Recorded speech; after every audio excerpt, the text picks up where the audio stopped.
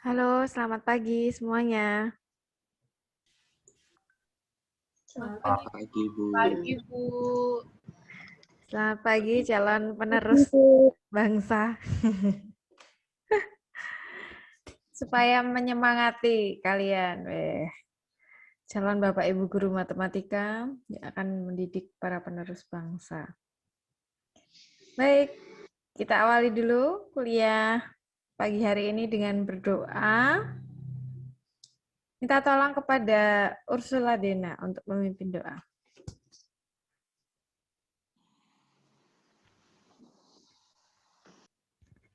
Marilah Bu Mada dan teman-teman, sebelum kita mengawali perkuliahan pada hari ini, alangkah baiknya kita menyatukan semua kegiatan ini ke dalam doa. Bahkan saya pimpin secara Katolik, yang lain mohon menyesuaikan. Dalam nama Bapa dan Putra dan Roh Kudus. Amin. Selamat pagi ya Bapak, terima kasih atas berkat-Mu yang bisa kami terima pada hari ini, sehingga kami dapat berjumpa dan bertemu di Zoom ini untuk melanjutkan diskusi kami pada mata kuliah desain pembelajaran SMA dan SMK. Kiranya Tuhan memberkati dan melindungi jalannya diskusi pada hari ini. Semoga kami dapat menerima semua materi yang disampaikan oleh Bu Mada maupun teman-teman dapat kami terima dengan baik. Kemuliaan kepada Bapa dan Putra dan Roh Kudus, seperti pada permulaan, sekarang, selalu, dan sepanjang segala abad. Amin. Dalam nama Bapa dan Putra dan Roh Kudus. Amin. Oke, terima kasih Dena. Sama-sama, Bu. Oke, kedua pertemuan yang lalu, kalian sudah berdiskusi secara mandiri melalui LMS, saling bertanya jawab antar kelompok. Nah, hari ini kita akan melanjutkan diskusi itu, terkhusus untuk kelompok pendekatan terlebih dahulu ya hari ini. Kelompok pendekatan itu ada 4, yaitu kelompok 2, kelompok 5, kelompok 8 dan 11. Nah, keempat-empatnya akan presentasi hari ini. Tapi yang dipresentasikan apa? Yang dipresentasikan bukan secara lengkap seperti yang kemarin karena kalian sudah membuat video presentasi secara lengkap. Tapi yang dipresentasikan lebih ke inti atau kesimpulan dari dari pendekatan yang sudah kalian jelaskan kemarin, inti dan kesimpulannya apa. Gitu. Jadi mungkin nanti satu kelompok kira-kira sekitar 10-15 menit saya rasa sudah cukup. Dan nanti setelah semua kelompok presentasi kita akan diskusi sama-sama dan melakukan tanya jawab. Baik, saya akan mengundang kelompok 2 terlebih dahulu untuk mempresentasikan materi pendekatan.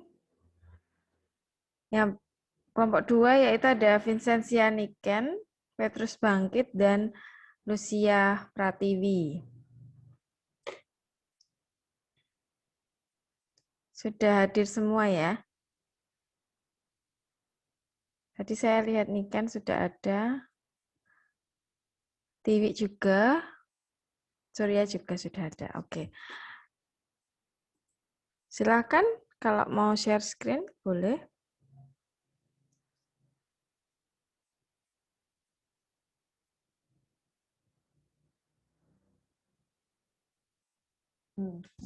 Oke. Tempat saya sudah terlihat. Baik, silakan dimulai saja.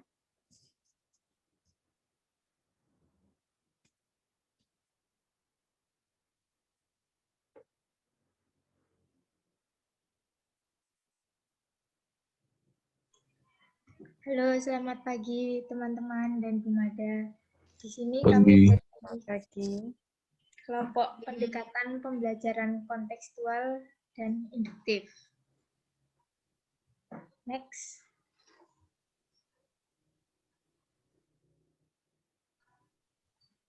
Di sini anggotanya ada saya, ada Lucia, dan ada Bangkit.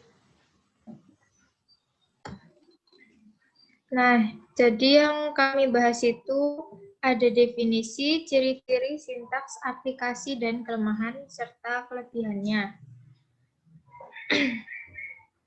Nah, jadi intinya pendekatan pembelajaran itu menangkap model sama tekniknya. Jadi kalau itu merupakan bagiannya dari si pendekatan.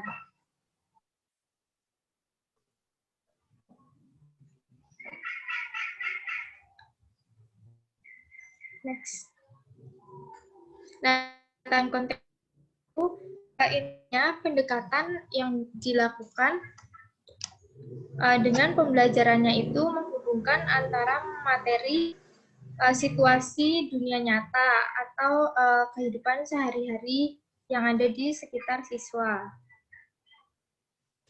Next. Nah, ciri-cirinya itu ada pembelajaran berbasis dunia nyata,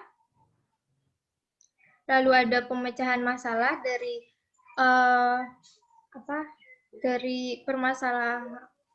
pemecahan masalah dari konteksnya itu kehidupan sehari-hari, ada lalu student center learning berpusat pada siswa bukan pada guru dan mengedepankan teamwork dan tidak lupa individual work-nya juga, lalu karena mereka memecahkan masalah sehingga melatih critical thinking dan pembelajarannya itu terintegrasi, yaitu memadukan antara pengetahuan yang sebelumnya dan sekarang, dan pengetahuan bermakna itu tidak sekedar hafalan, tetapi benar-benar paham konsepnya, karena dia dari dunia nyata ke matematisnya, dan dapat ditemukan dalam kesehariannya. Nah, hasil belajar ini tidak hanya tes, tapi juga bisa sikap siswa. Nah, sikap siswa itu macam-macam. Salah satunya, misalkan si siswa ini awalnya nggak suka matematika. Nah, karena mungkin dia menyukai pendekatan yang dilakukan guru ini, nah dia jadi suka matematika. Atau contoh lain lagi, misalkan siswa ini menyukai pendekatan, nah kan semisal untuk menghafalkan di sejarah atau di apa, mereka mengambil singkatan-singkatan. Seperti saya mencontohkan di bahasa Indonesia, menulis daftar pustaka. Mereka menyingkatnya nata, jualan, tempe. Nah, itu kan mirip ke kehidupan dijelaskan oleh teman saya.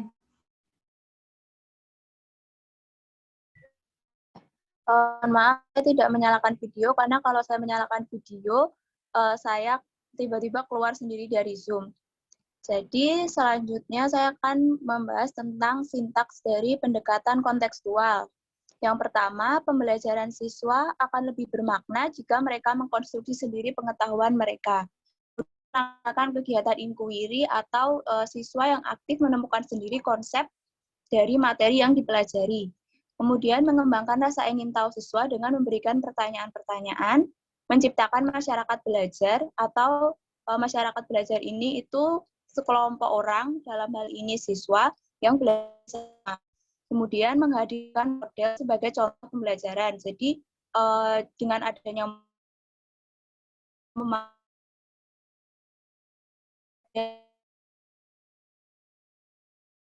dasar mereka bayangkan sendiri.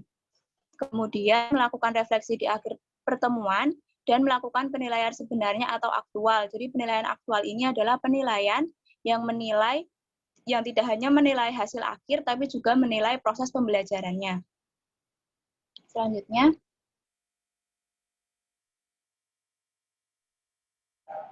ya, aplikasi pendekatan kontekstual pada model pembelajaran ini ada model pembelajaran langsung, kooperatif, dan problem-based learning.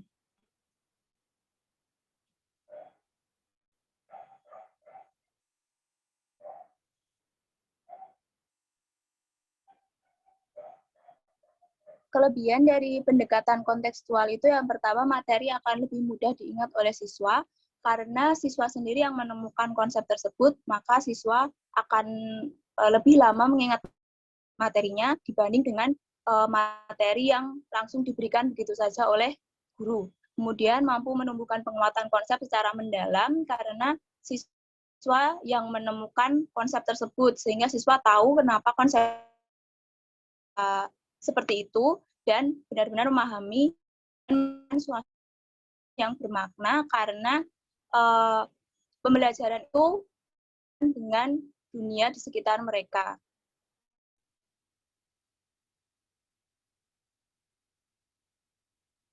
Untuk kekurangan dari pendekatan kontekstual, yang pertama, waktu pembelajaran cukup lama dan kelas berpotensi menjadi tidak kondusif. Selanjutnya akan dijelaskan oleh Bangkit.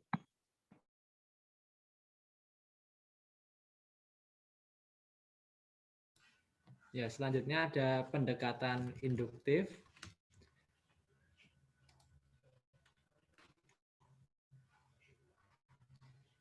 Pendekatan induktif itu pendekatan yang untuk mengeneralisasikan hal-hal khusus yang biasa ditemui di sekitar. Jadi dari hal-hal yang khusus dibawa menjadi hal yang lebih umum. Karena itu makna dari induktif itu dari khusus menjadi ke umum. Ciri dan karakteristik dari pembelajaran induktif ini, titik awalnya itu mengamati hal-hal yang khusus dan kemudian akan dibawa ke hal yang umum itu menjadi kesimpulannya. Kegiatan utamanya adalah siswa mengamati, menyelidiki, memeriksa, memikirkan, dan menganalisis hal-hal yang ada di sekitar mereka. Semata-mata rumus diberikan oleh guru. Lalu semangat untuk menemukan kesadaran tentang hakikat pengetahuan dan memacu siswa untuk berpikir logis. Menemukan atau memahami rumus atau teorema membutuhkan waktu yang lama. Jadi dari pendekatan induktif ini hampir mirip dengan yang kontekstual, tapi yang menggarisbawahi mengenai dari hal-hal yang khusus menjadi hal-hal yang lebih umum. Seperti itu. Lalu ada tahapannya, yaitu pembentukan konsep. Itu diawali dengan memahami data, mengklasifikasikan data yang sejenis, lalu mengkategorikan ke dalam topik yang sesuai. Selanjutnya, setelah data-data didapatkan, itu diinterpretasi datanya, mengidentifikasi data mana yang saling terkait, lalu menguraikan butir-butir data yang telah ditemukan. Selanjutnya, menarik kesimpulan sementara. Selanjutnya adalah tahap aplikasi prinsip, membuat dugaan atas masalah yang telah diidentifikasi, memaparkan dugaan, lalu menarik kesimpulan secara induktif. Nah, dari tahap-tahap ini biasanya dimulai dari yang khusus, itu nanti dicari data-datanya, lalu pada akhirnya nanti didapatkan hal yang lebih general. Biasanya ini untuk rumus-rumus atau teorema. Seperti itu. Selanjutnya,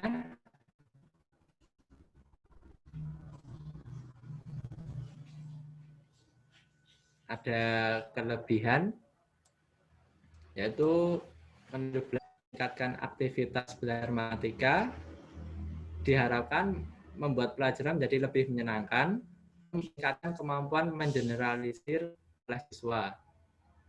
Selanjutnya ada meningkatkan self-confidence atau kemampuan atau kepercayaan diri atas kemampuan yang dimiliki.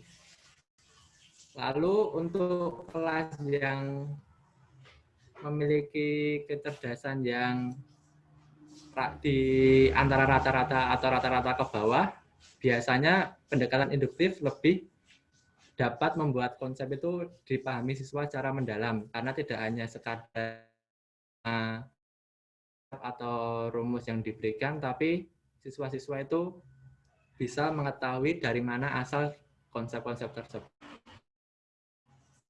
Ada kekurangannya juga. Formula yang diperoleh dari cara induksi kadang belum lengkap ditunjai dari sudut pembelajaran matematika. Biasanya itu hanya mendapatkan teori, belum ada latihannya. Jadi nanti guru harus merancang latihan untuk membantu siswa mengaplikasikan teorinya.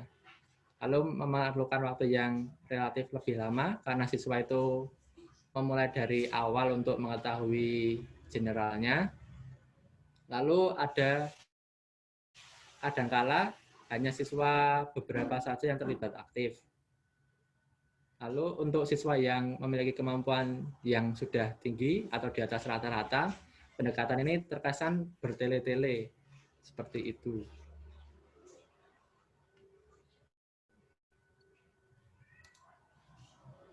Oh ya, selanjutnya ada tambahan dari teman kelompok, dipersilahkan. Oh ya, saya mau menambahkan penjelasan untuk yang kekurangan pada pendekatan induktif. Yang pertama itu kan tadi formula yang diperoleh dari cara induksi belum lengkap ditinjau dari sudut pembelajaran matematika. Jadi dari sumber yang kami temukan, penjelasannya itu dengan suatu contoh. Ya, ini sebagai berikut. Pada saat mengerjakan latihan, siswa itu cenderung akan terus membawa contoh atau masalah yang mereka gunakan di awal untuk menemukan konsep. Jadi tidak langsung menggunakan hasil mereka saat menggeneralisasi seperti itu.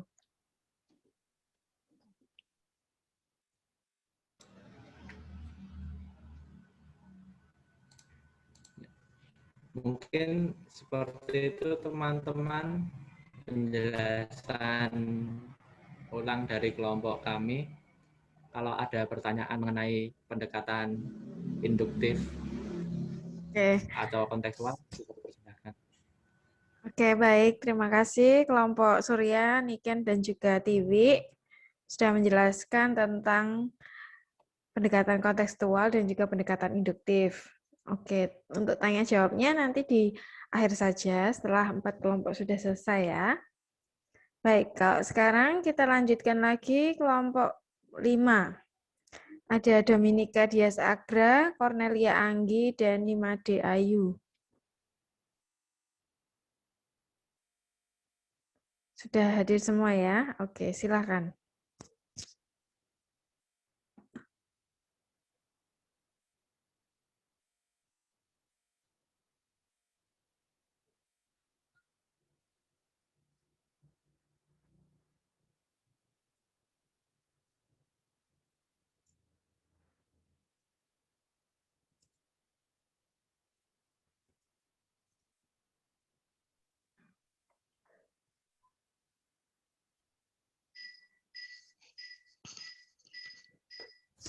Sudah terlihat? Silakan. Ya. Selamat pagi Bu Mada serta teman-teman. Selamat pagi. Ya, di sini kami dari kelompok 5, saya Dominika, kemudian ada 2 teman saya, Cornelia Anggi dan Nimade Ayu. Di sini kami akan mempresentasikan mengenai pendekatan saintifik dan pendekatan proses.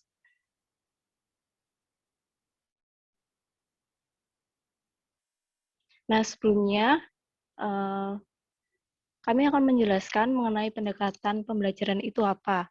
Yang pertama itu dari Kementerian Pendidikan dan Kebudayaan. Kemudian yang kedua itu ada dari Surasmi. Dari kedua sumber tersebut, kami menyimpulkan bahwa pendekatan pembelajaran adalah suatu sudut pandang terhadap proses pembelajaran yang mewadai, menginspirasi, menguatkan, dan melatari metode pembelajaran dengan cakupan teoritis tertentu.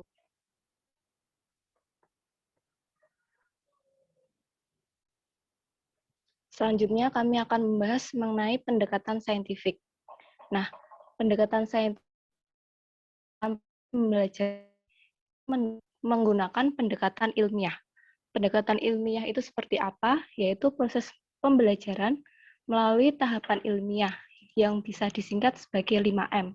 Apa saja? Yaitu mengamati, menanya, menalar, mencoba, dan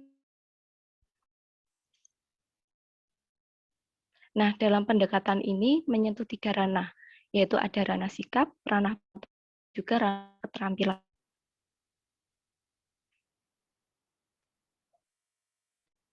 Selanjutnya, karakteristik dari pendekatan saintifik. Pertama itu berorientasi pada siswa. Maksud dari berorientasi pada siswa yaitu pembelajaran berpusat pada siswa. Jadi pembelajaran itu dari siswa, untuk siswa, dan oleh siswa. Kemudian mengembangkan potensi siswa.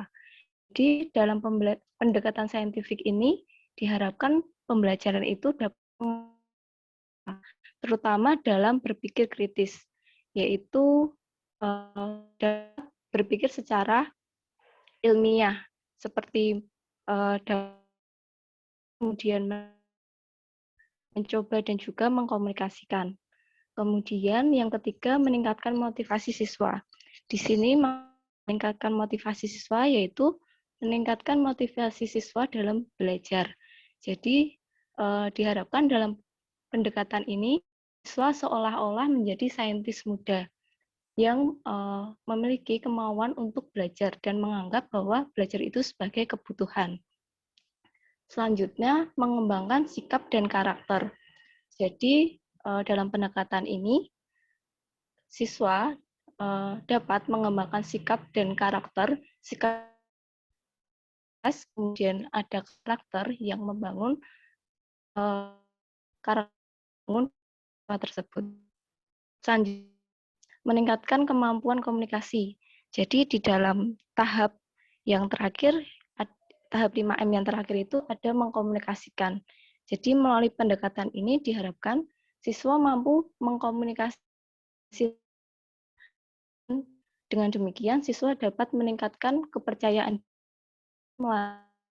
komunikasi mereka terhadap orang lain.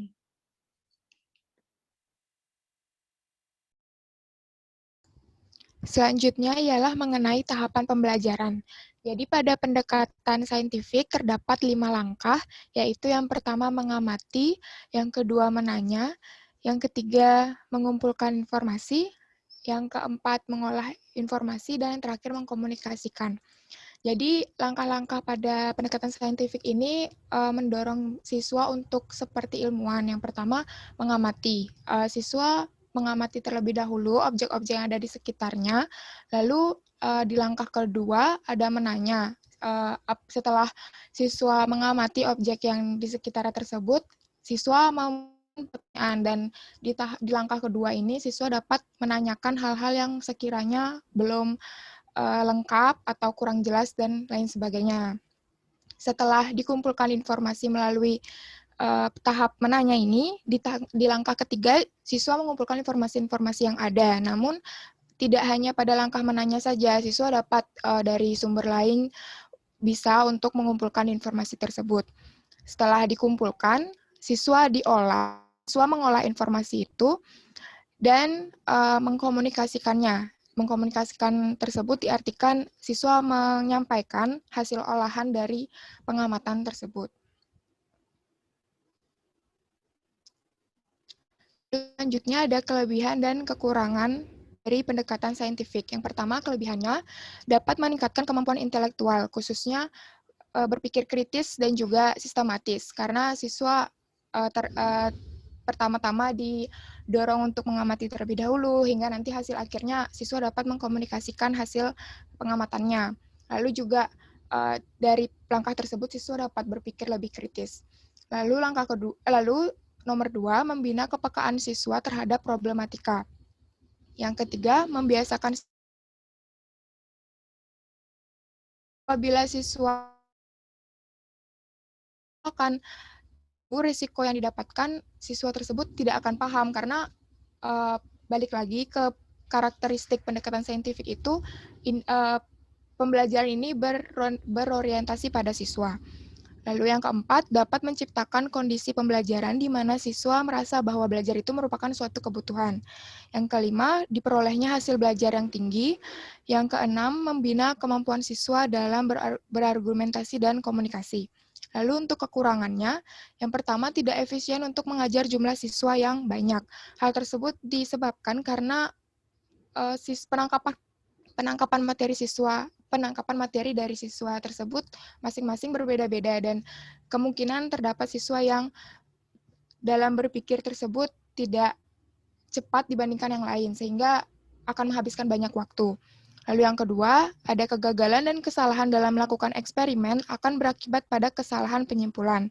Oleh sebab itu, diharapkan guru dapat mendampingi siswa dalam bereksperimen agar tidak terlanjur salah dalam menyimpulkan. Lalu yang ketiga, apabila terdapat siswa yang kurang berminat terhadap materi yang dipelajari, dapat menyebabkan pembelajaran menjadi tidak efektif. Dan yang terakhir, menimbulkan asumsi bahwa ada kesiapan pikiran untuk belajar.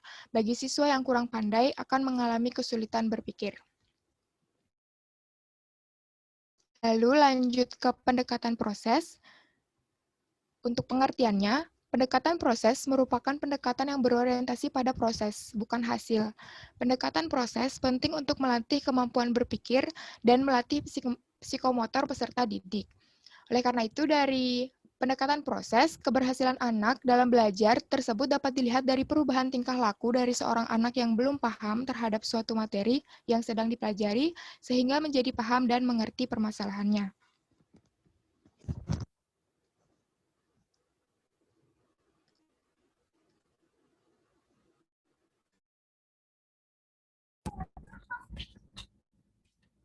Baik, saya akan melanjutkan presentasi dari kita.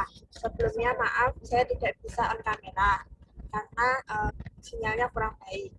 Nah, saya akan membahas tentang karakteristik pendekatan proses. Di sini menurut Sunardi dalam skripsi milik Fitri Hidayati, pendekatan proses memiliki ciri-ciri seperti berikut. Yang pertama adalah hasil pembelajaran yang dikuasainya kompetensi-kompetensi. Nah, kemarin sempat ini ditanyakan oleh Tiwi. Nah, yang dimaksud dari kompetensi-kompetensi itu seperti yang pernah kita lakukan dalam pembentukan RPP, seperti itu. Nah, untuk materi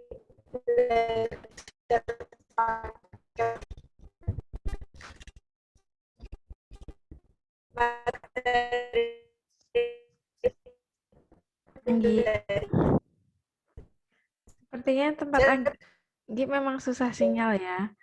Soalnya suaranya di tempat saya terputus-putus.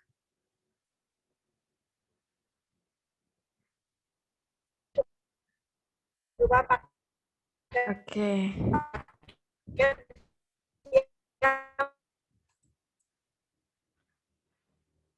Oh, malah hilang Angginya. Baik, mungkin bisa diwakili oleh Agra atau Tita saja yang menjelaskan.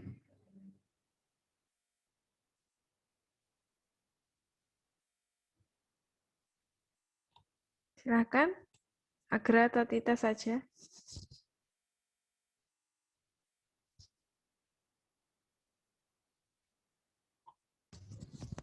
Baik, Bu Mari dan teman-teman, sebelumnya mohon maaf atas ketidaknyamanan ini. Saya akan melanjutkan presentasi yang mengenai karakteristik pendekatan proses. Menurut Sunardi, dalam skripsi milik Fitri Hidayati, pendekatan proses memiliki ciri-ciri sebagai berikut. Yang pertama, hasil pembelajaran adalah dikuasainya kompetensi-kompetensi. Kompetensi yang dimaksud berikut ialah kompetensi yang didapatkan di dalam RPP, karena di dalam RPP kan terdapat kompetensi-kompetensi. Nah, hasil pembelajaran itu adalah dikuasainya kompetensi-kompetensi tersebut. Lalu yang kedua, materi pembelajaran berupa paket-paket yang mengarah ke penguasaan kompetensi. Yang ketiga, kemajuan belajar peserta didik bersifat individual. Yang keempat, strategi belajar mengajar ditetapkan oleh peserta didik sendiri, tetapi tetap dalam bimbingan guru. Yang kelima, guru melaksanakan tugas mengajarnya dalam tim-tim atau tim teaching. Yang keenam, mengutamakan pengalaman atau praktik lapangan. Dan yang terakhir, mempersyaratkan ketersediaan sumber belajar.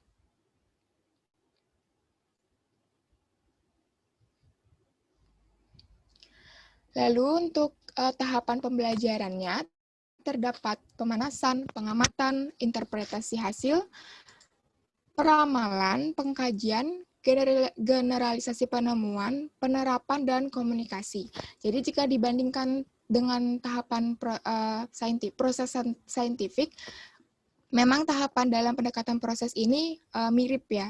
Yang pertama pemanasan. Nah, pemanasan tersebut siswa mungkin diberi suatu permasalahan dalam belajar supaya siswa mulai terdorong dalam berpikir kritis. Nah, setelah itu terdapat di langkah kedua, yaitu pengamatan. Nah, mirip dengan proses pendekatan saintifik, di pengamatan tersebut siswa mengamati permasalahan yang ada di langkah pertama, lalu interpretasi hasil. Nah, interpretasi hasil ini siswa memikirkan kemungkinan-kemungkinan hasil belajar dari bukan hasil belajar, tapi seperti perumusan masalahnya. Hasilnya seperti apa nanti dalam permasalahan yang diamati itu. Lalu untuk peramalan, mirip juga untuk langkah ketiga, meramalkan solusi-solusi apa yang sekiranya siswa bisa dapatkan. Lalu untuk pengkajian, siswa akan mulai mengkaji sumber-sumber yang ada untuk memperoleh solusi-solusi tersebut. Lalu untuk generasi penemuan, siswa juga mendapatkan informasi-informasi mengenai penemuan-penemuan yang lain, lalu untuk digabungkan menjadi satu sehingga didapatkan solusi di tahap penerapan dan siswa mengkomunikasikannya. Untuk komunikasi sendiri juga hampir sama dengan pendekatan saintifik, siswa itu menyampaikan hasil belajar mereka. Lalu untuk kelebihan dari pendekatan proses, yang pertama itu terlibat langsung dengan objek nyata. Nah, seperti pada langkah dari pendekatan proses, siswa diberikan objek yang nyata atau mungkin dekat dengan kehidupan sehari-harinya, lalu siswa mengamati dan siswa akan memperoleh hasil dari pengamatan itu.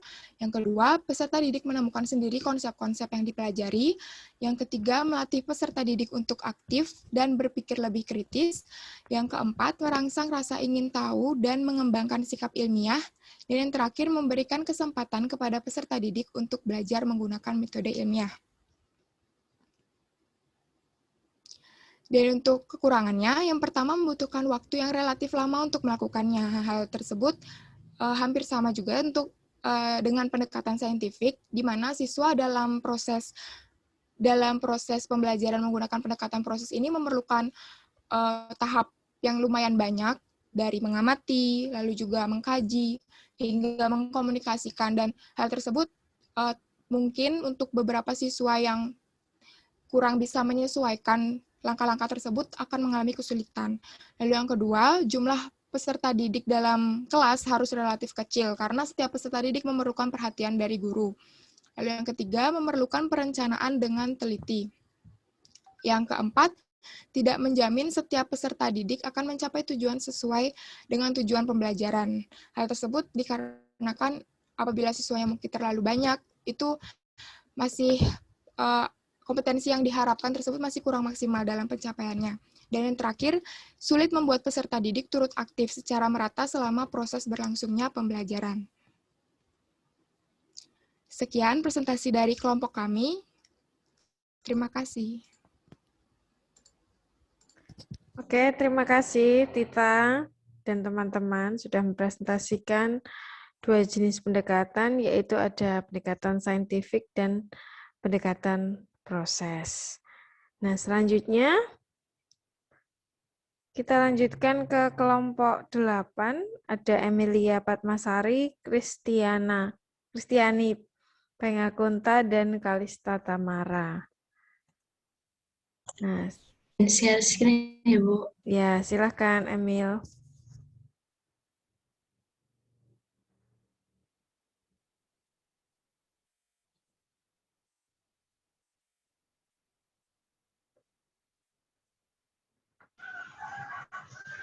Baik teman-teman, di sini kelompok kami akan menjelaskan mengenai pendekatan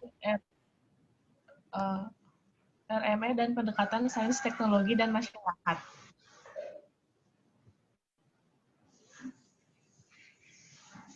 Yang pertama yang kita bahas adalah pendekatan RME.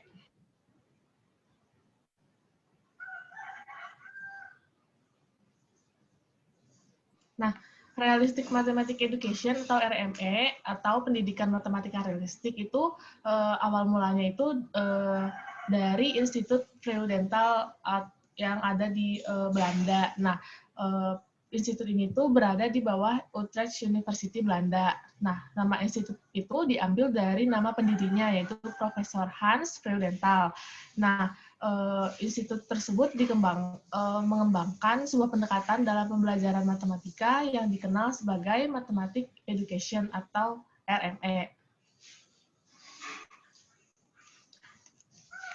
Nah, RME itu menggabungkan pandangan tentang apa itu matematika, bagaimana siswa belajar matematika, dan bagaimana matematika harus diajarkan. Nah, menurut pendapat lain yaitu Zucardi, pendekatan RME merupakan suatu pendekatan dalam pembelajaran matematika yang berawal dari keadaan yang sebenarnya bagi siswa, menekankan kemampuan dalam proses matematika, berdiskusi dan bekerja sama dalam kelompok, bertukar pendapat dengan teman sebaya sehingga siswa dapat menemukan sendiri konsep matematika bukan pemberitahuan dari guru dan pada akhirnya menggunakan matematika untuk menyelesaikan masalah baik secara individu maupun dalam kelompok. Selanjutnya, karakteristik dari RME yang menurut Hobry yang pertama menggunakan masalah kontekstual. Di sini yang menggunakan masalah kontekstual itu seperti masalah sehari-hari yang dikenali oleh peserta didik. Yang kedua, menggunakan model. Yang ketiga, menggunakan kontribusi peserta didik. Yang keempat, interaktivitas. Dan kelima, keterkaitan.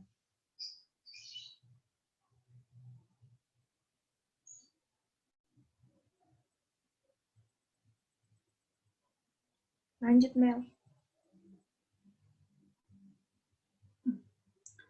Selanjutnya, sintak pembelajaran RME. Yang pertama itu, matematika dipandang sebagai kegiatan manusia sehari-hari, sehingga untuk memecahkan masalah dalam kehidupan sehari-hari. Yang kedua, belajar matematika berarti bekerja dengan matematika.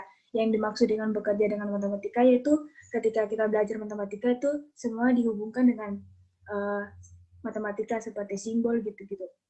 Yang ketiga, siswa diberikan kesempatan untuk menemukan konsep matematika di bawah bimbingan orang dewasa atau guru. Yang keempat, proses belajar mengajar berlangsung secara interaktif dan siswa menjadi fokus dari semua aktivitas di dalam kelas. Yang kelima, aktivitas yang dilakukan meliputi menemukan masalah kontekstual, memecahkan masalah, dan mengorganisasi bahan ajar.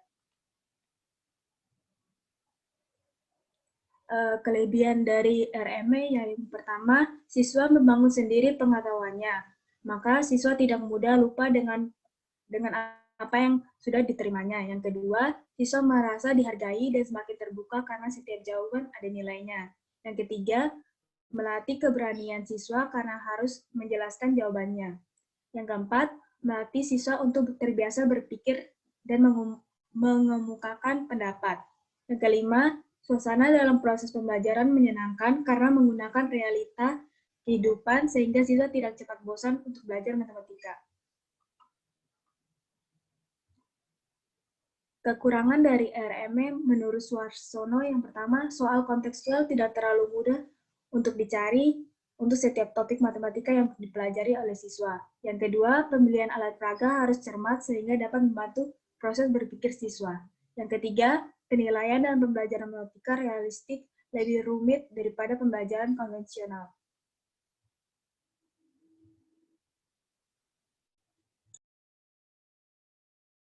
Nah, selanjutnya ada pendekatan sains, teknologi, dan masyarakat.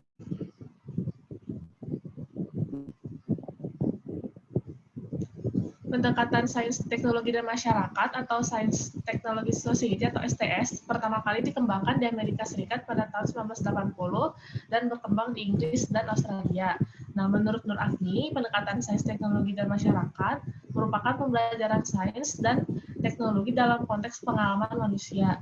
Semakin berjalannya waktu, banyak informasi yang diperoleh masyarakat semakin meningkat diiringi dengan ilmu pengetahuan, teknologi, dan hubungan antar masyarakat menjadi semakin dalam. Maka pendekatan sains, teknologi, dan masyarakat sangat membantu bagi siswa. Pendekatan pendekatan sains, teknologi, dan masyarakat sendiri membantu mempersiapkan siswa dalam menghadapi abad 21. Nah, berikutnya karakteristik menurut Juji. Nah, di sini ada beberapa karakteristiknya. Pertama, siswa mengidentifikasi masalah yang diberikan dengan dampak dan ketertarikan setempat. Yang kedua, siswa dapat mengumpulkan informasi yang digunakan untuk memecahkan masalah. Yang ketiga, siswa terlibat aktif dalam mencari informasi yang dapat digunakan dan dapat diterapkan dalam memecahkan masalah. Yang keempat, kelanjutan dari pembelajaran di kelas dan di sekolah, di mana pendekatan ini itu dapat dilakukan di luar kelas dan di sekolah.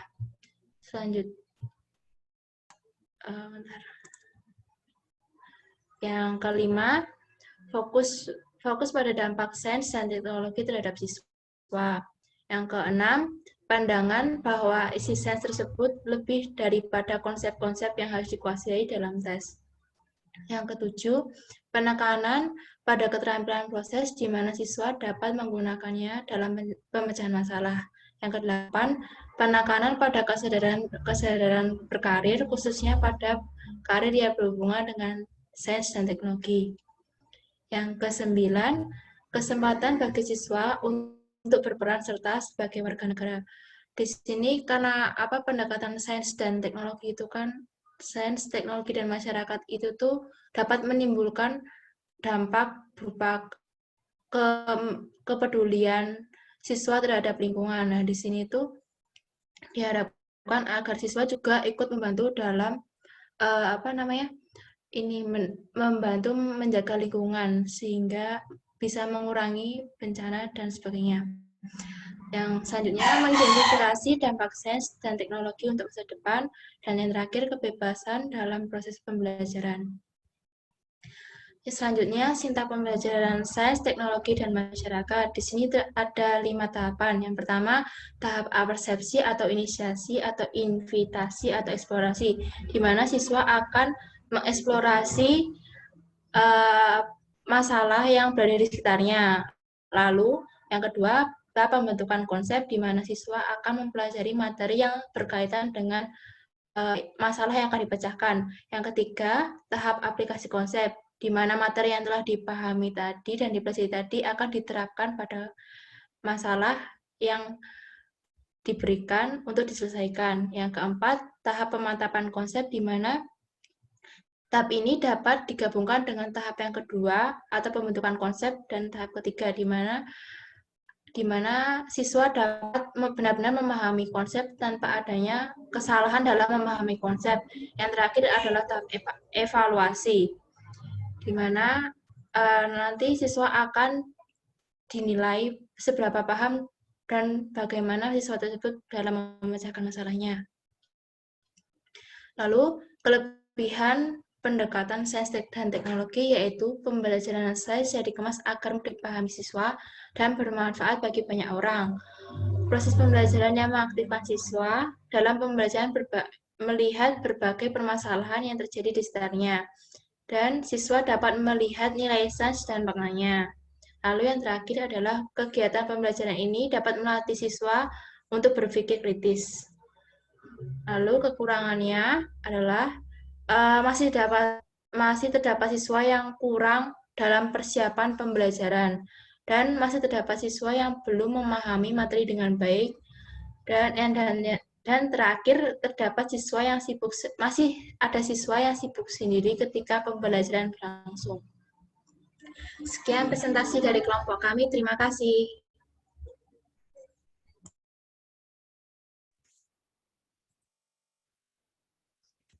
Baik, terima kasih kepada Emil dan teman-teman yang sudah mempresentasikan. Ada pendekatan RME dan juga Sains, Teknologi, dan Society ya. Baik. Berikutnya, kelompok terakhir di pendekatan ada Alexander Fabrian, Deodatus Aryan, dan Cornelius Septata. Silakan. izin share screen, Bu. Ya, silakan Febri.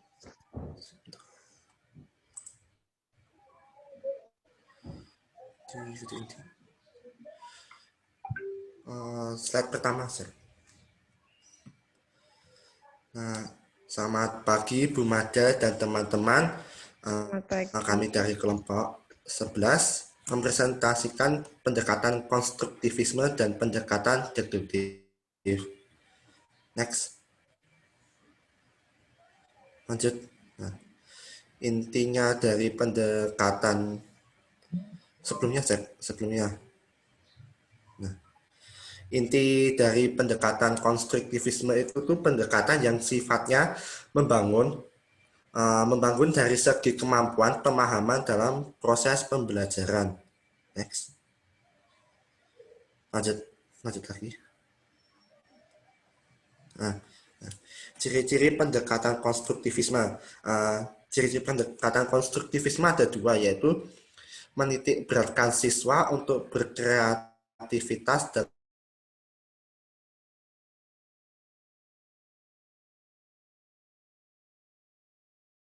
siswa dapat. Jadi sini guru hanya berperan sebagai pendamping peserta didik saja. Next. Nah, ini yang kemarin ditanyakan oleh Cynthia, langkah-langkah pendekatan konstruktivisme, yaitu ada beberapa, yaitu yang pertama menentukan tujuan pembelajaran. Lalu yang kedua, menjelaskan cara untuk mencapai tujuan pembelajaran. Lalu yang ketiga, menjelaskan bagaimana mengelompokkan materi pembelajaran.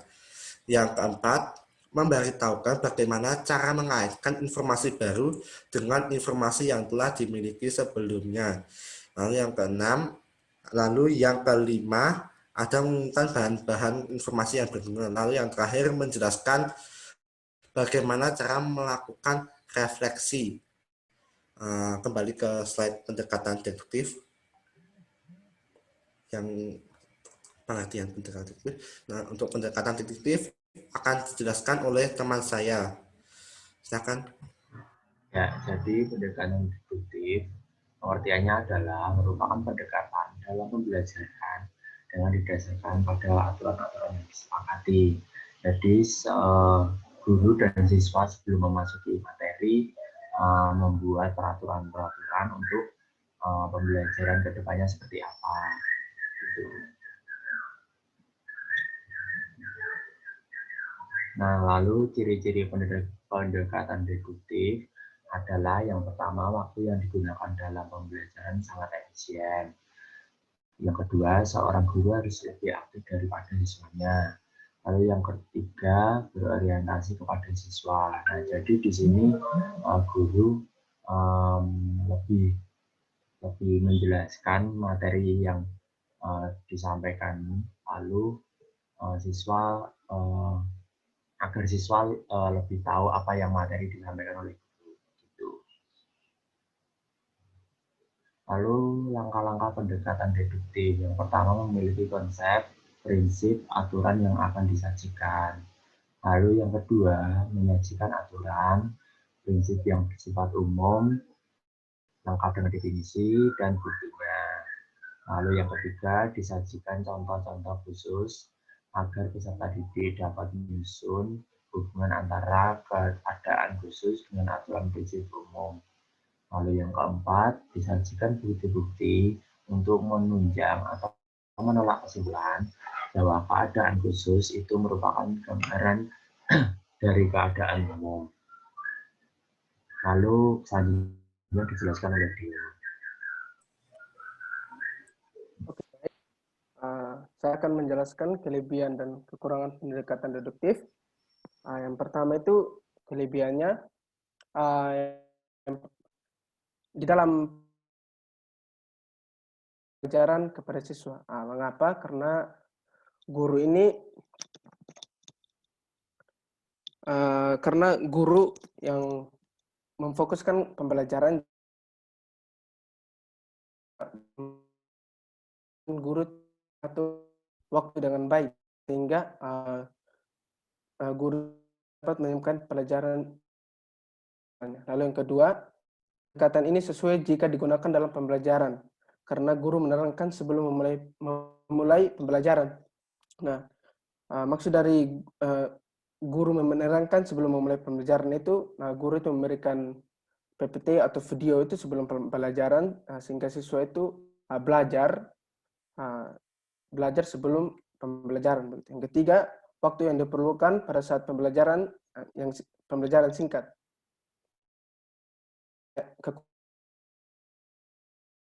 Aktivitas siswa mengeksplorasi sangat terbatas.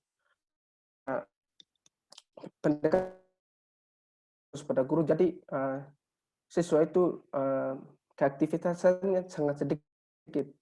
Yang kedua itu siswa sangat susah menarik kesimpulan dikarenakan dibatasi oleh konteks. Nah, dibatasi oleh konteks ini maksudnya konteks itu keadaan atau sesuatu yang terjadi begitu. Jadi dibatasi oleh konteks ini maksudnya misalkan dibatasi oleh ruang, oleh objek, dan yang ketiga, siswa sangat sulit untuk memahami konsep yang diberikan oleh guru. Lanjut.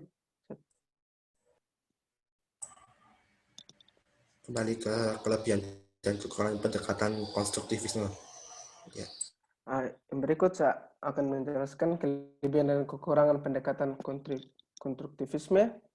Yang kelebihannya ada 3 juga. Yang pertama, memberikan kesempatan kepada siswa untuk mengembangkan ide-ide dengan bahasa mereka masing-masing. Nah, karena pendekatan konstruktivisme ini berfokusnya kepada siswa, jadi guru itu memberikan kesempatan kepada siswa-siswa untuk mengembangkan ide-idenya. Kedua, siswa saling memberikan gagasan satu sama lain sehingga pengetahuan siswa semakin luas. Yang ketiga, memberikan lingkungan belajar yang kondusif yang mendukung siswa memberikan gagasan dan beraktivitas. Lalu yang kekurangannya ada 3 juga. Yang pertama, membutuhkan waktu yang lama untuk siswa membangun pengetahuannya sendiri. Yang kedua, sarana dan prasarana sekolah yang berbeda-beda dapat mengakibatkan kreativitas siswa tidak berkembang. Nah, sarana dan prasarana sekolah yang berbeda-beda ini misalnya metode yang guru pakai yang bervariasi. Jadi siswa itu tidak bisa berkembang begitu dalam mengikuti pembelajaran. Yang terakhir, pada saat siswa beraktivitas mengembangkan pengetahuannya, terkadang ilmu yang didapatkan tidak cocok dengan apa yang disampaikan menurut para ahli. Jadi siswa itu jika menyimpulkan sesuatu bisa jadi menurut para ahli beda dan siswa juga menyimpulkan beda begitu. Jadi sekian dari kelompok kami dalam penjelasan pendekatan konstruktivisme dan pendekatan deduktif. Terima kasih.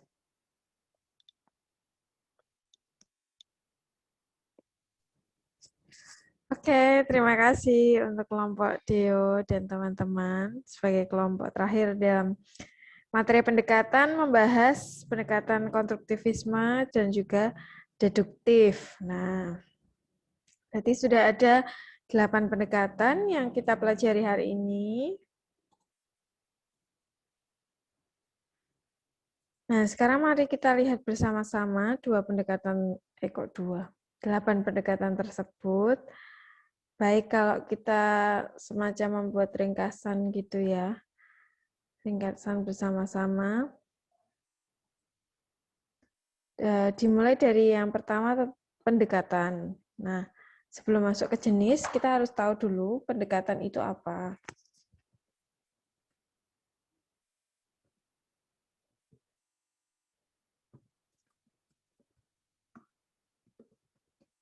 Terlihat tulisan saya di tempat kalian? Lihat, Bu. Oke, baik. Anggun, saya ingin tahu, menurut Anggun, pendekatan pembelajaran itu apa?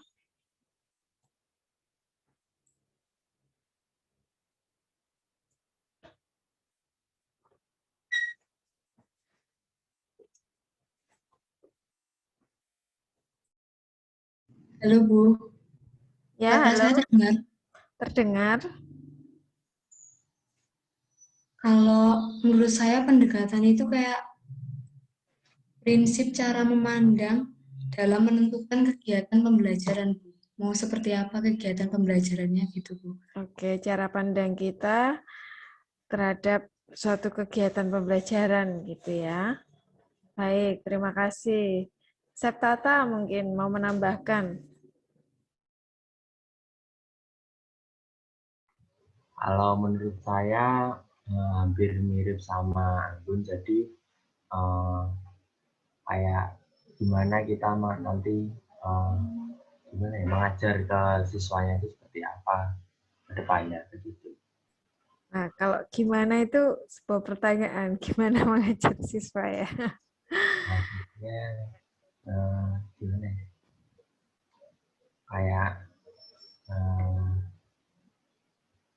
Kayak ide atau prinsip atau cara memandang dalam melakukan kegiatan pembelajaran. Oke. Baik, tadi sudah banyak disebut ya, bahwa pendekatan pembelajaran itu benar cara pandang atau prinsip atau sudut pandang kita dalam memandang atau melaksanakan pembelajaran.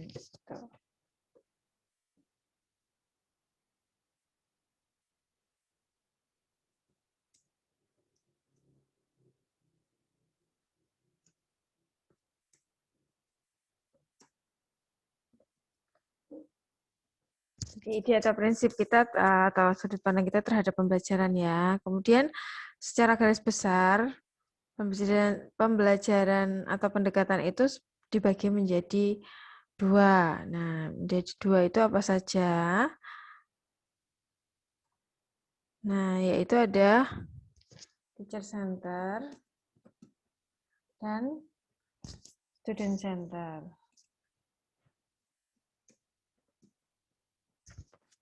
Jadi secara garis besar itu ada dua, yang berpusat pada guru dan juga berpusat pada siswa. Nah, kalau pengennya sih kalau sekarang itu pembelajarannya berpusat pada siswa ya, guru itu sebagai fasilitator. Tapi ya karena banyak hal kadang yang diterapkan di sekolah masih banyak berpusat pada guru. Karena tuntutan materinya mungkin banyak, jadi harus diselesaikan, atau karena nanti di akhir ada ujian. Seperti itu. Nah, kemudian tadi sudah dijelaskan mengenai tujuh jenis ya, 7 jenis pendekatan. Yang pertama tadi apa? Kontekstual, Bu. Oke, kontekstual. Lalu yang kedua? Induktif. Induktif. 3 ada scientific. Yang keempat? Proses, Bu. Proses. 5 RME ya. Yang keenam ada sains, teknologi, dan society tadi ya. 7 konstruktivisme, dan yang ke-8 ada deduktif. Ada deduktif. Nah, kalau ditanya masing-masing itu intinya apa? Jadi kalau menghafal secara lengkap kan tidak hafal mungkin ya. Oh, pengertiannya apa, kemudian kelebihan dan kekurangan. Tapi minimal kita tahu inti dan karakteristik dari masing-masing pendekatan ini. Kontekstual itu yang seperti apa? Yang diawali dengan permasalahan kontekstual dalam kehidupan sehari-hari, kan? Ya, Bu. Jadi yang diingat itu, oh kalau pendekatan kontekstual berarti diawali dengan permasalahan kontekstual. Dan di dalamnya ada 7 prinsip atau 7 komponen yang harus ada. Tadi udah disebutkan belum ya di kelompok Surya ya tadi, pertama kelompok Surya ya. Di kelompok kontekstual tadi sudah disebutkan 7 komponen di pendekatan kontekstual? Belum, Bu. Tadi Belum. ketinggalan. Oh iya, ketinggalan malahan. Apa saja, Tiwi, 7 komponen itu?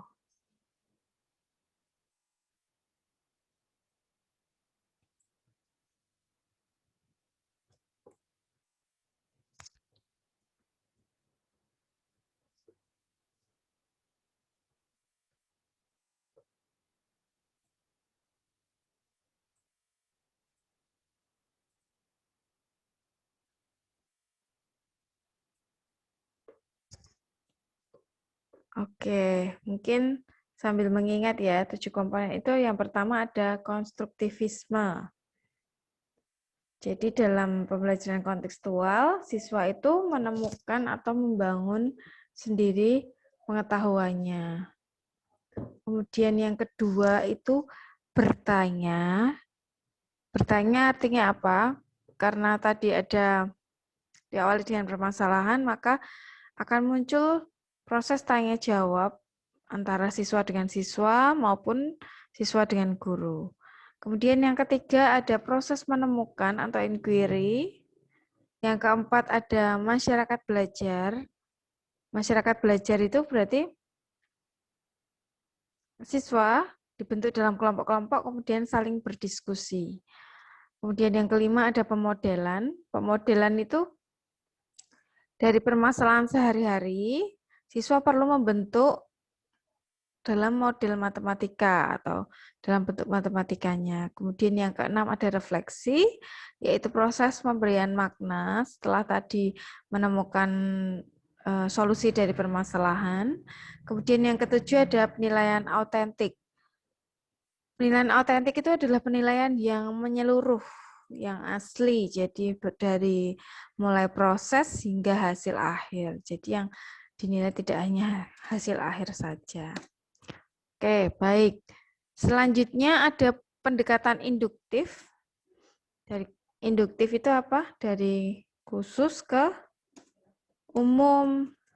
Dimulai dari contoh-contoh, kemudian nanti digeneralisasi menjadi suatu teorema atau suatu rumus atau suatu definisi. Kemudian yang ketiga ada pendekatan saintifik. Kalau yang saintifik itu prinsipnya 5M. 5M tadi apa? Ada yang ingat?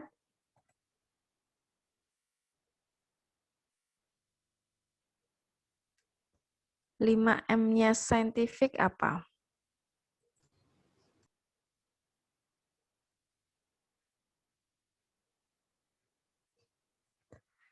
Coba Yudit, masih ingat nggak Yudit?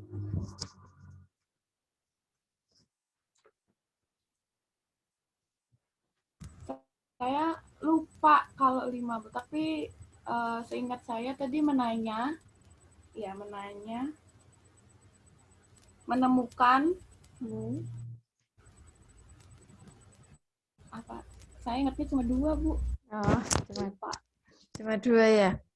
Nah, tadi ada 2 ya yang mengandung MM. Tadi ada yang pendekatan proses juga ada MM-nya. Saintifik juga ada M-nya. Nah, sebenarnya kalian mudah sih mengingat 5M itu. Pertama, siswa mengamati dulu. Tadi digambarkan ada pakai loop gitu ya, mengamati. Setelah mengamati, melihat, oh muncul pertanyaan, berarti menanya. Jadi mengamati, kemudian muncul pertanyaan, menanya. Setelah menanya apa? Mengumpulkan informasi. Dari baca buku, baca internet. Nah, setelah informasinya terkumpul apa? Ada proses mengasosiasi atau mau menuju ke kesimpulan kan. Jadi mengasosiasi. Kemudian kalau sudah dapat kesimpulan, di sekolah biasanya ngapain? Siswa diminta untuk maju kan? Maju itu presentasi. Nah, presentasi itu apa? Mengkomunikasi. Gitu. Jadi 5M itu sebenarnya gampang melihatnya mengingatnya itu dari pertama apa? Oh, melihat, mengamati. Kalau udah melihat muncul pertanyaan, menanya. Pas sudah muncul pertanyaan, mau menjawabnya, mengumpulkan informasi. Habis itu mengasosiasi dan mengkomunikasi gitu.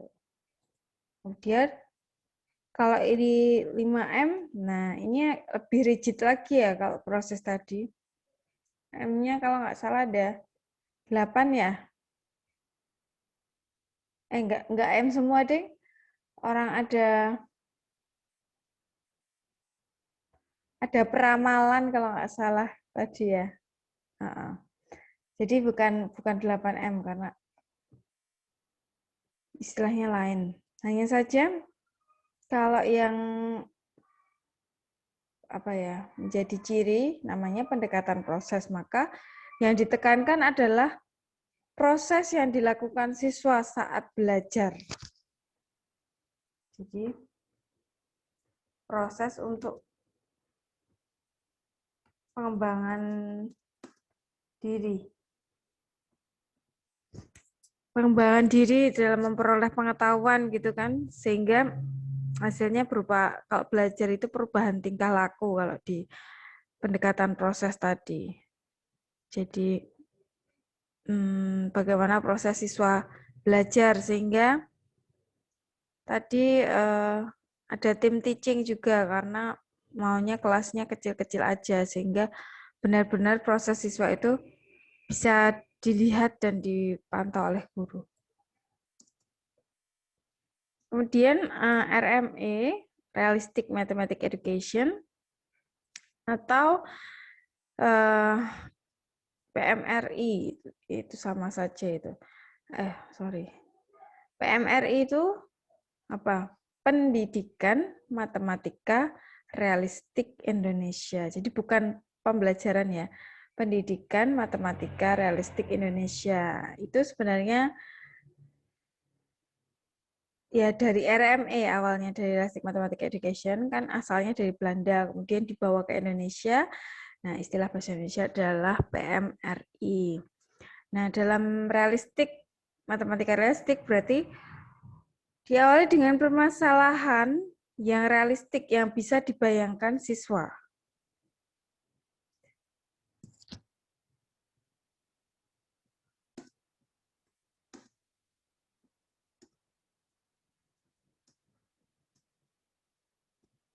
Nah, jadi bedanya dengan kontekstual, kalau kontekstual itu permasalahan sehari-hari yang ada konteksnya, sedangkan kalau realistik itu boleh juga permasalahannya berupa permasalahan sehari-hari, boleh juga tidak permasalahan sehari-hari, tapi yang penting di dalam realistik itu harus dekat atau bisa dibayangkan siswa kalau ini. Jadi permasalahannya bisa dibayangkan oleh siswa. Kemudian dalam RME itu ada tiga prinsip atau 3 komponen. Tadi sudah disebutkan belum kelompok 3 tadi siapa ya? Emil ya? Iya, Bu. Tadi Emil sudah menyebutkan 3 prinsip atau komponennya.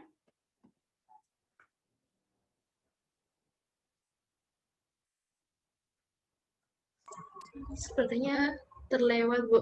Nggak tersebutkan. Oh, malah tidak disebutkan ya. Baik. Jadi 3 prinsip dalam RMI itu yang pertama apa?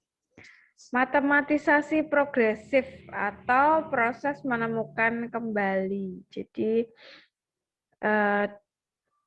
setelah diawali dengan permasalahan, nah permasalahan itu di sana siswa akan menemukan kembali rumus atau teorema atau konsep yang dipelajari.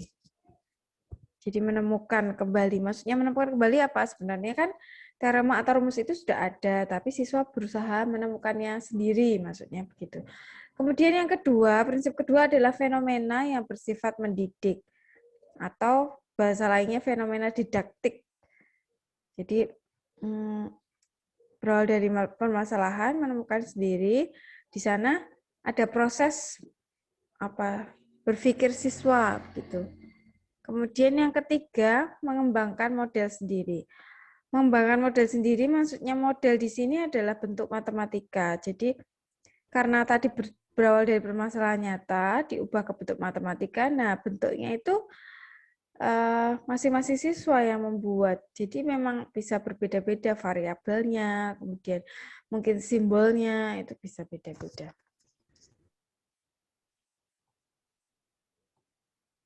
Kemudian ada iceberg di sana. Iceberg itu apa? Kalau bahasa Indonesianya adalah es, gunung es ya, gunung es atau iceberg. Gunung es itu kayak gimana? Kalau di laut gitu kan, ini lautnya. Yang tampak di permukaan kan yang kecil ya. Di dalam laut itu kan sebenarnya bongkahannya lebih besar gunung esnya. Nah, iceberg di PMRI itu juga pertama mulai dari suatu yang luas, yang real di kehidupan yang bisa dibayangkan siswa. Ambil salah satu contoh konsep, misalnya mau mempelajari apa. Boleh bisa bangun ruang sisi lengkung ya, ada tabung dan kerucut, atau bola juga boleh. Tabung kerucut bola. Jadi awalannya tidak langsung dijelaskan tabung adalah bangun ruang yang dibatasi apa. Enggak. Tapi kita mulai dari melihat sesuatu yang dekat atau bisa dibayangkan oleh siswa. Kalau yang benda-benda sekitar yang berbentuk tabung misalnya apa?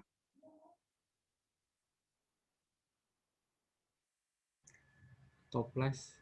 Oh ya, betul, Kaleng, Bu. toples. Kaleng apa nih? Kaleng sarden. Oh iya. Iya. Itu ya, makanan dalam kemasan gitu ya. Ada toples, ada kaleng susu yang bulat, ada tong sampah, ada tempat minum, tumbler, dan lain-lain. Tapi sini ya, ada toples, botol minum, terus apa? Bahkan mungkin ada tempat sampah juga yang menyerupai tabung misalnya gitu ya. Nah, jadi dimulai dari benda-benda real. Nah, ini saya nggak pinter gambar ya. Misalnya begitu. Kemudian tahap berikutnya atau atasnya. Nah, benda-benda tadi itu digambarkan dalam apa? Entah kertas, entah papan tulis. Nah, digambarkan lah, gambarkannya itu boleh masih mirip-mirip dengan benda aslinya. Jadi kalau botol minum ya, misal, ayo anak-anak besok bawa botol masing-masing. Oh iya Bu. Jadi dia menggambarkannya ya, misal ini masih warna, tutupnya warna hijau ya, dikasih warna. Oh ada gambar apa di sini, digambar. Kemudian, oh ada yang bawa kaleng susu. Susu yang gambarnya beruang tapi itu susu sapi misalnya. Oh ya udah digambar. Jadi sudah dalam bentuk gambar, tapi gambarnya masih gambar yang menyerupai aslinya. Nah, kemudian tahap atasnya lagi itu gambar, tapi gambarnya sudah tidak seperti benda asli. Dia ya kalau tabung sudah seperti gambar tabung, terdiri dari dua lingkaran, lingkaran sebagai alas dan tutup dan selimut misalnya gitu. Kemudian ada diameternya berapa, tingginya berapa, kayak gitu. Kemudian kalau konsepnya kita mau menentukan volume, berarti siswa sudah bisa, kalau yang terakhir, tahap terakhir berarti V sama dengan Pi R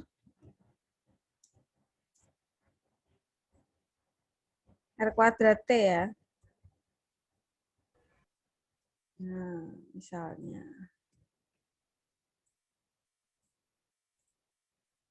Jadi, sorry. Gitu.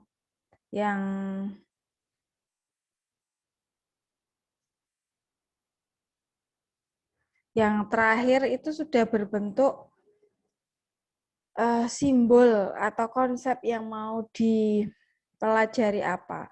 Dimulai dari benda-benda real dalam kehidupan yang bisa dibayangkan, lalu gambar yang menyerupai, lalu sudah gambar yang bersifat abstrak, lalu yang terakhir adalah konsep. Nah, itu iceberg dalam RME. Kemudian berikutnya ada science, tech, dan society gitu ya. Jadi ini menghubungkan antara sains, teknologi, dan kehidupan masyarakat. Ada juga sih yang lain, kalian pernah dengar STEM? Kalau STEM itu ada science, teknologi, engineering, and mathematics.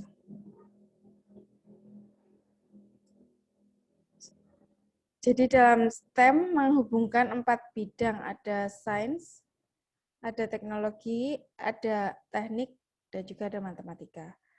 Nah, sekarang ada istilah lagi, kalau STEM itu hanya STEM, terus ada STEAM. Bacanya apa? STEM ya? STEM apa STEAM?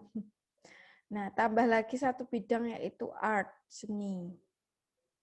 Nah, maunya matematika itu jangan dipelajari terpisah karena sangat berhubungan dengan bidang-bidang yang lain. Jadi ada yang ke-9 ada STEM.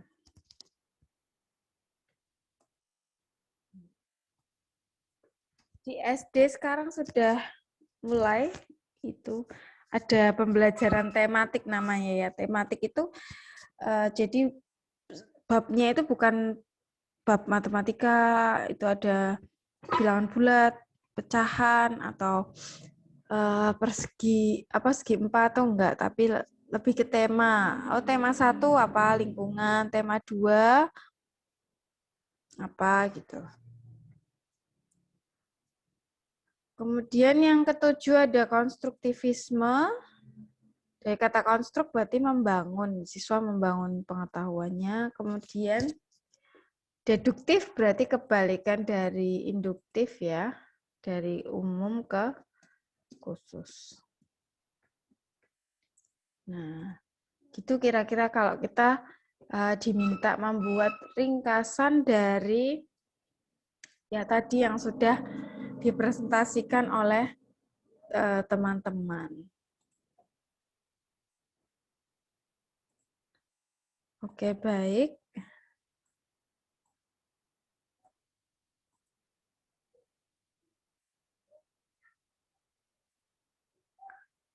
Nah, masih ada waktu sekitar 10 menit. Kita buka sesi tanya-jawab dulu. Silakan bagi teman-teman yang mau bertanya atau yang kemarin pertanyaannya belum terjawab, boleh ditanyakan lagi di sini.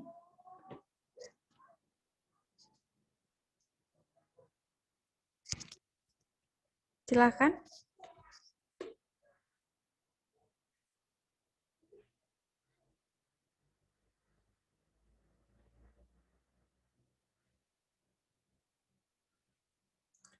Kita saling diskusi aja kalau misalnya apa, bahkan antar kelompok pendekatan juga boleh kok saling bertanya.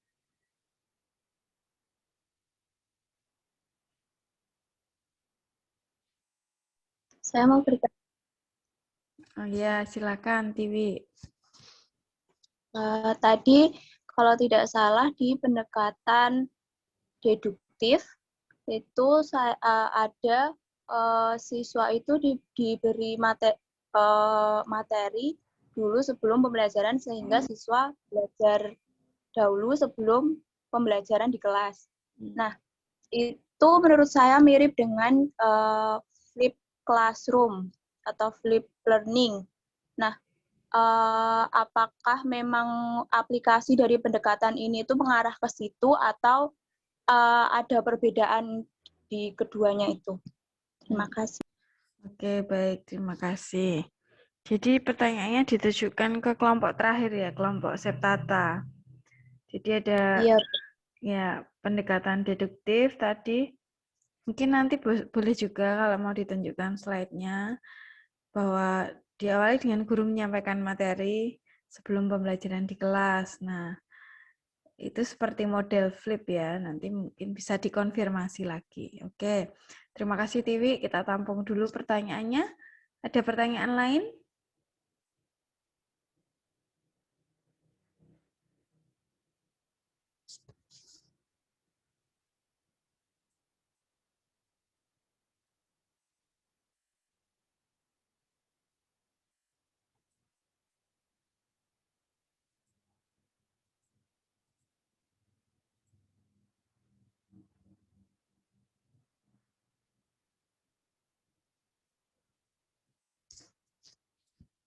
Oh, belum ada sepertinya. Baik, kalau gitu boleh kelompok Septata untuk menjawab dulu pertanyaan Tiwi. Saya diskusikan sebentar ya, Bu. Oke, ya, silakan.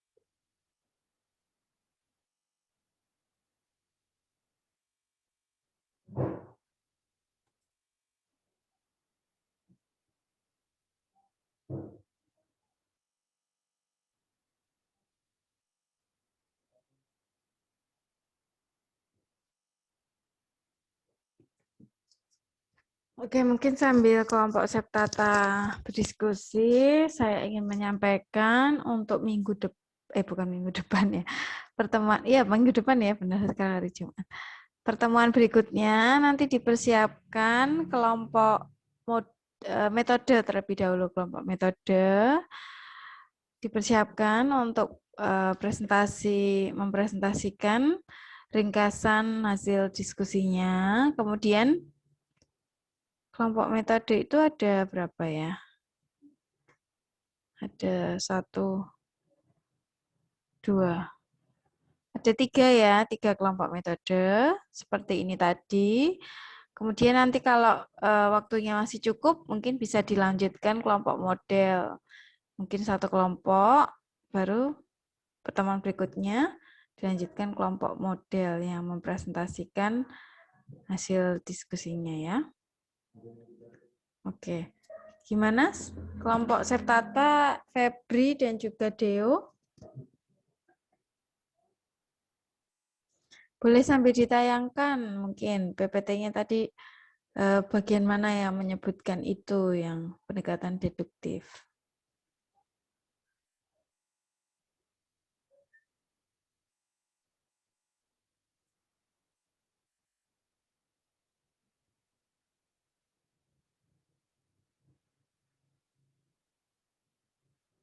Oke.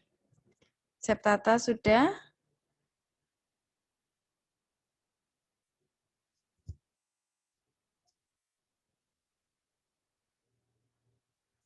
Yang ciri-ciri atau langkah?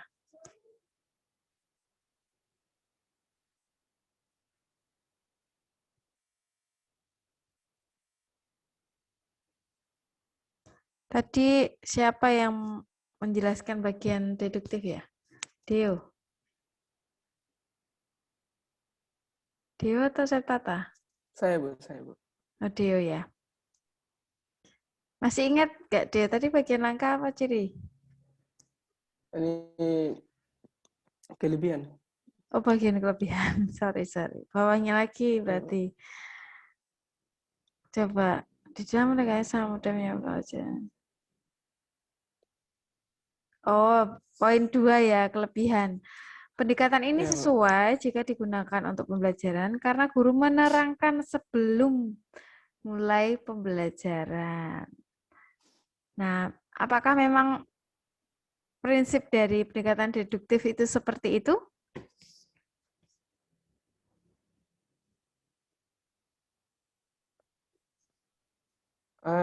Yang saya jelaskan tadi itu Bu, menurut yang saya mengerti dari kata-kata ini Bu. Jadi sebenarnya kan, jadi saya omong tadi bahwa sebelum memulai kelas itu guru memberikan video atau apa, video atau PPT begitu Bu. Jadi yang saya mengerti dari kata-kata ini Bu, dari kalimat ini. Nah, mungkin nanti bisa ditelisik lagi sumber-sumber dari kelebihan dan kekurangannya itu apa. Coba kita lihat atasnya, Septata.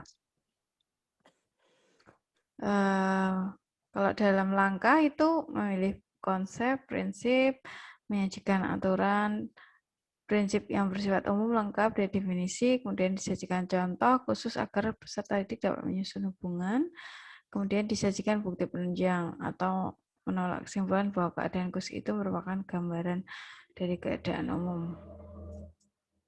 Oke, kalau dari prinsip, mungkin lebih tepatnya prinsip ya, dalam pendekatan kita tidak ada istilah langkah-langkah pembelajaran atau sintaks pembelajaran itu tidak ada. Jadi kalau tadi mungkin ada kelompok yang menyebutkan itu, mungkin itu hanya tambahan dari buku. Harusnya kalau pendekatan itu dia tidak berisi langkah-langkah atau sintaks pembelajaran. Kenapa? Karena dia masih berupa sudut pandang atau cara pandang kita terhadap pembelajaran kan. Apakah dia teacher center atau student center. Dua kubu atau dua garis besarnya kan seperti itu. Jadi yang lebih tepat memang bukan langkah tapi prinsip atau komponen yang ada.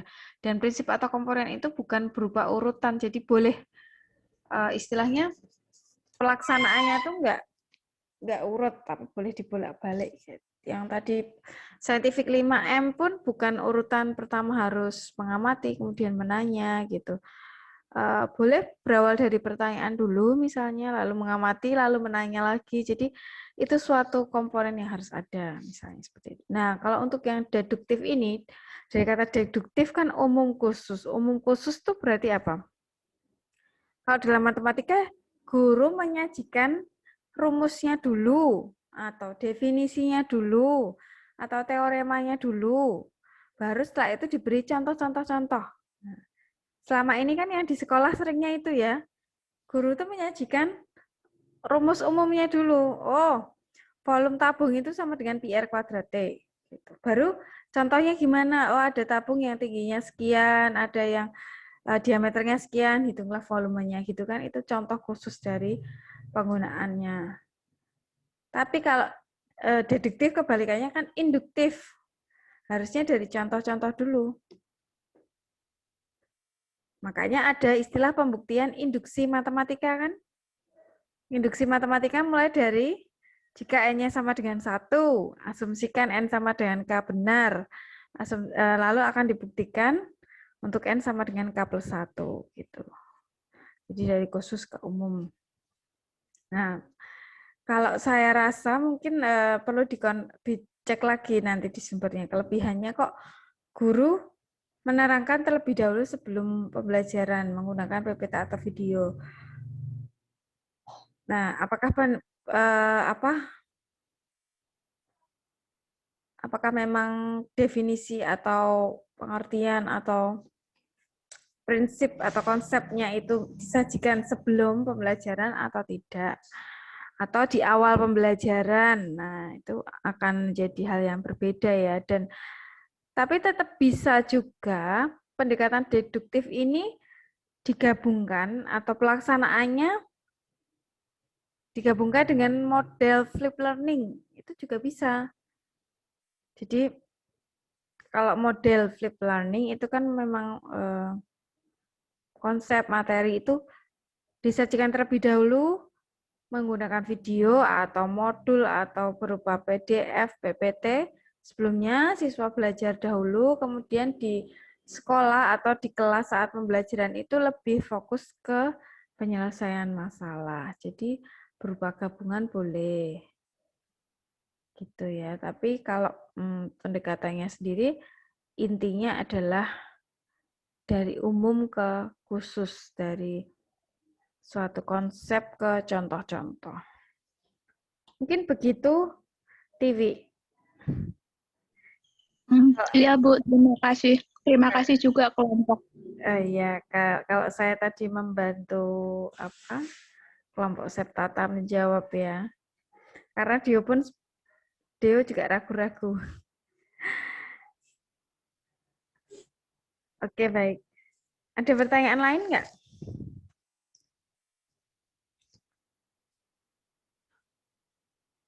Kalau ada nggak apa-apa, silakan ditanyakan dulu. Walaupun waktunya sudah habis, jawabnya minggu depan kalau misalnya masih ada pertanyaan.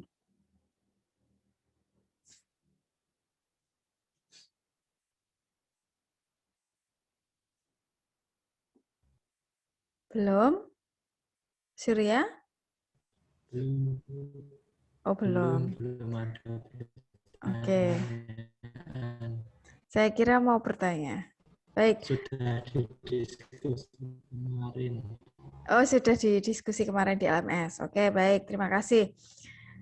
Oke, karena waktunya sudah habis, tidak ada pertanyaan lagi, maka kuliah kita lanjutkan minggu depan dengan materi metode baru model pembelajaran. Oke, terima kasih atas diskusi hari ini teman-teman, kelompok presenter, penanya, dan juga teman-teman yang lain. Selamat beraktivitas, selamat melanjutkan kegiatan lagi. Selamat pagi semuanya. Selamat pagi, Bu. Terima kasih. Pagi, Bu.